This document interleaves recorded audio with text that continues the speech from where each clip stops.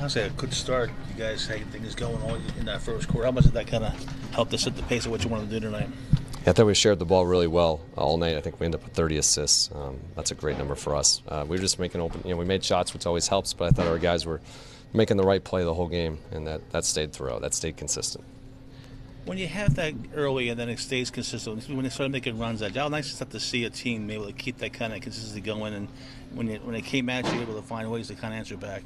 Yeah, that was the whole roster because they had different runs throughout the game, and I thought our guys, again, we're just trying to get our guys to play 48 minutes of good basketball, stay consistent.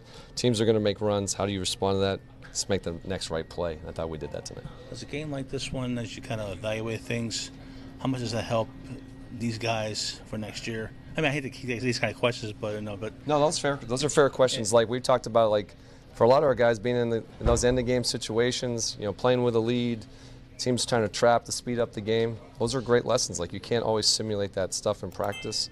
So it's good experiences for our guys for sure. Down the stretch, especially in the final minute, Bub and JP on the bench, but they were talking to the guys who were on the floor on both ends, specifically on your bench. And how much does that give you guys assistance from a coaching standpoint that you guys don't have to really talk too much? You've got the guys on the bench aiding the younger guys. I'm not sure how old Bub is. But no, the great thing about all of our guys is that they're always engaged in the game and they're always constantly talking to their teammates. So if they see something, that's a great thing about our locker room. They're all rooting for each other, supporting each other, and when they see something that they can help their guys with, they do it, and that's great. We love that.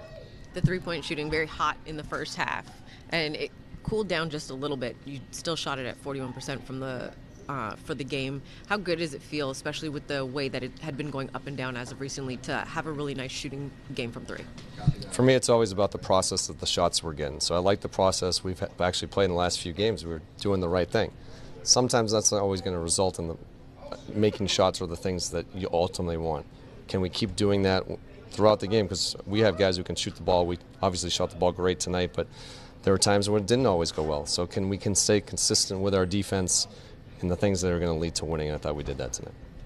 Poole with those 2 threes at the end of the first and third quarter, him having the presence of mind to pump fake, wait for the defender, and get it off still before the buzzer. Is that an example of the calmness you talked about? Yeah, that's a great example. That's great that you remember that.